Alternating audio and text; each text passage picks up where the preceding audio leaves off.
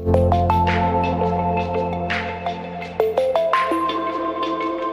Dear, 3 years classes में एक बार फिर से आपका स्वागत है। आइए आज हम लोग देखते हैं क्लास 11 का एक नया मैटर, सीमांत अभिकर्मक।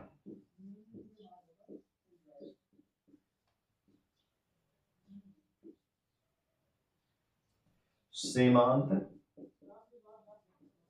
अभिकर्मक जिसको हम लोग कहते हैं लिमिटिंग रिएजेंट भी कहते हैं। इंग्लिश है भैया, लिमिटिंग रिएजेंट।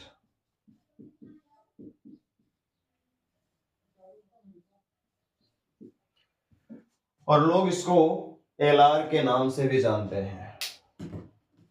ठीक है, तो क्या होता है?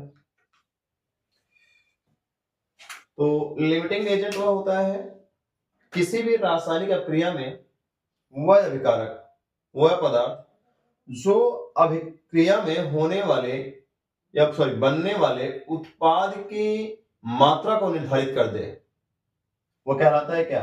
लिमिटिंग रिएजेंट, एलआर, सीमांत अभिकर्मक। तो ऐसे मान लीजिए कि जैसे आपने क्या किया है, एक पाव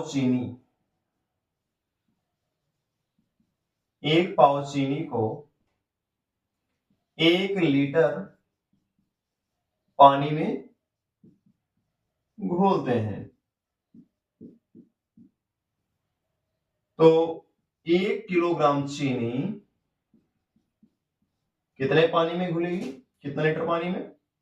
जाहिर सी बात है, कितना? 4 लीटर पानी में घुलेगी। लेकिन अगर मैं आपसे कह दूं कि मेरे पास जो पानी की मात्रा है वो कितनी है? 5 लीटर है। सॉरी, ठीक है, पानी कितना है?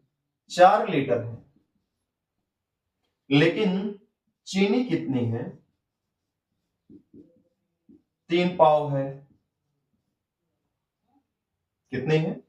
3 पाव है। तो मुझे बताओ कि जो ये बनने वाला शरबत है वो कितना लीटर शरबत बनेगा? तो अब जाहिर सी बात है, 1 पाव चीनी से 1 लीटर पानी अगर घोलते हैं, 1 लीटर पानी में घोलते हैं तो 1 लीटर शरबत बनता है। तो अगर हम 1 किलोग्राम चीनी को मिलाएंगे पानी में तो 4 लीटर शरबत बनेगा।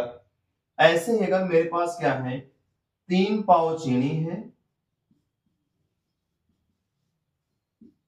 तो हमारा कितना शरबत बनेगा? 3 लीटर ही शरबत बनेगा। ठीक है, क्योंकि यहां से 1 लीटर पानी क्या हो जाएगा? शेष बच जाएगा। ठीक है, वो पानी क्या हो जाएगा? शेष बच जाएगा, क्योंकि क्या है, चीनी की मात्रा खत्म हो चुकी है। जब चीनी अब 4 पाव होती तो 4 लीटर पानी कंज्यूम होता।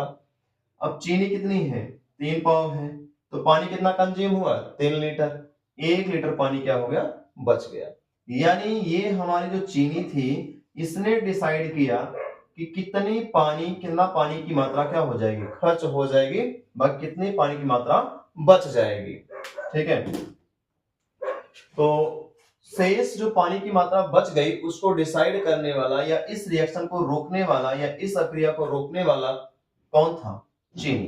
क्योंकि चीनी कम थी, लिमिट में थी, एक सीमित मात्रा में थी, तो इसीलिए पानी की मात्रा क्या हो गई? बच गई 1 लीटर पानी।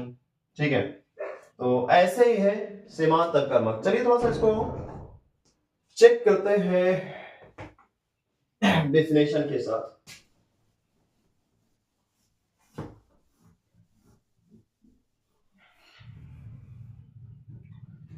तो किसी रासायनिक अभिक्रिया में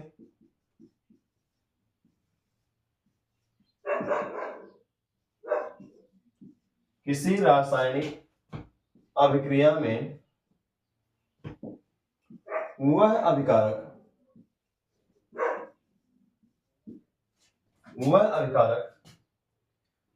जो सीमित मात्रा में हो, जो सीमित मात्रा में हो, ब्रैकेट में लिख लेंगे न्यूनतम,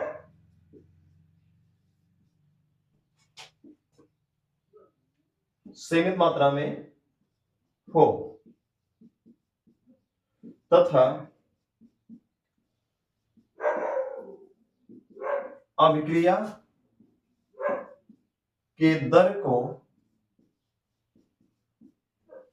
निर्धारित करता हूं, या उत्पाद के बनने की दर को निर्धारित करता हूं,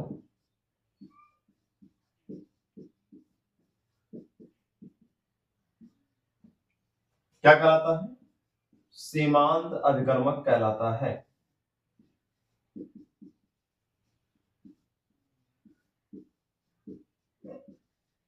सीमांत अभिकर्मक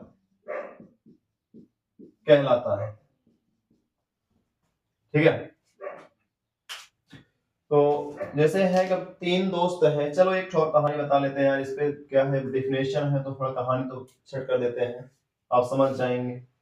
तीन दोस्त हैं, दो दोस्त ऐसे हैं जिनके पास एक सुपर बाइक है और एक दोस्त है जिसके पास एक सामान्य सी बाइक है।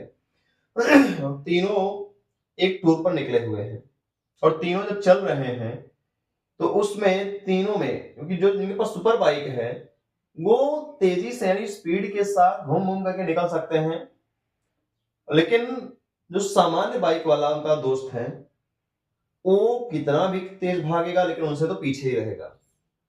तो अब उनके वेग को, उनकी स्पीड को, तीनों की स्पीड कौन डिसाइड करने वाला है? जिसके पास क्या है, एक सामान्य सी बाइक है, कि तीनों को साथ में जाना है, मजा लेने निकले हैं तीनों साथ में, तो जाहिर सी बात है तो जिसके पास सामान्य सी बाइक है वो एक लिमिट स्पीड में चलेगा, तो सुपर बाइक वालों को भी उन्हीं के साथ, उसी के साथ उसके स्पीड में ही चलना पड़ेगा। सो उनकी स्पीड को डिसाइड करने वाला कौन है? सामान्य बाइक। इसीलिए वो क्या हो गया यहाँ पे, सीमांत हो गया, यानी लिमिटिंग रेजेंट के तरह कार्य कर रहा है। ठीक है, सीमांत अभिकर्मक की भांति कार्य कर रहा है, तो यही है सीमांत अभिकर्मक भी। चलिए मैं इस पे कुछ आपको देता हूं, एक रिएक्शन चेक कराता हूं, आप इसको नोट कर लीजिए। तो आइए देखते हैं थोड़ा सा एक रिएक्शन।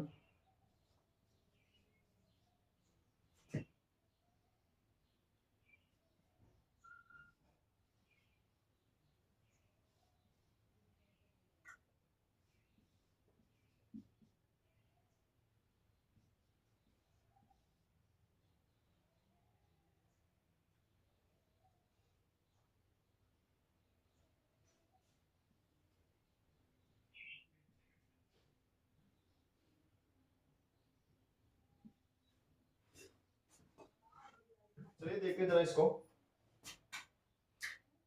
CH4 मेथेन, मेथेन के एक अणु को पूरी तरह से कंबस्टन करने के लिए दो मॉलिक्यूल, दो अणु किसके चाहिए होंगे? ऑक्सीजन के। ठीक है, दो अणु ऑक्सीजन के चाहिए, तो ये कंप्लीटली क्या हो जाएगा, कंबस्टन इसका हो जाएगा, पूरी तरह से जल जाएगा, जहां से क्या बनेगी, कार्बन डाइऑक्साइड और जल, H2O।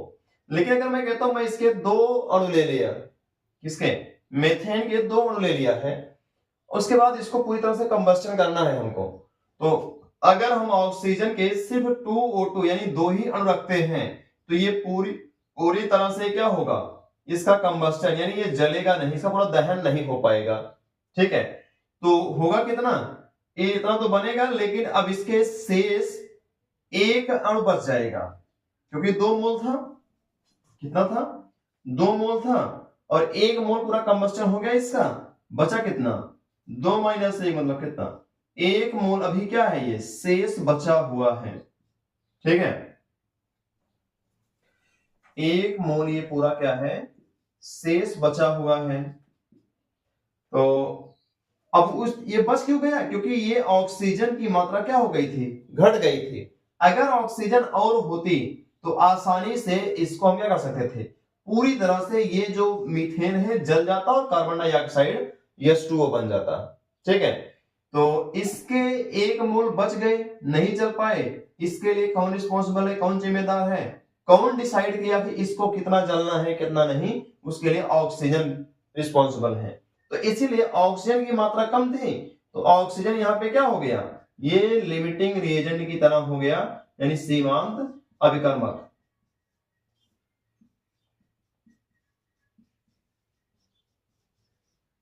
ठीक है, ये क्या हो गया, सीमांत अभिकर्मक हो गया ना, क्योंकि इसकी वजह से CH4 के एक ही अणु को कंबस्टन कर पाया है, बाकी एक मोल भी क्या हो गया, बच गया है। तो बचा हुआ अणु नहीं जल सका, उसका दहन नहीं हो सका ड्यू टू किसके, डेफिशिएंस ऑफ ऑक्सीजन, ऑक्सीजन की कमी के कारण ये जल नहीं पाया। ठीक है, तो ये होता है सीमांत अभिकर्मक।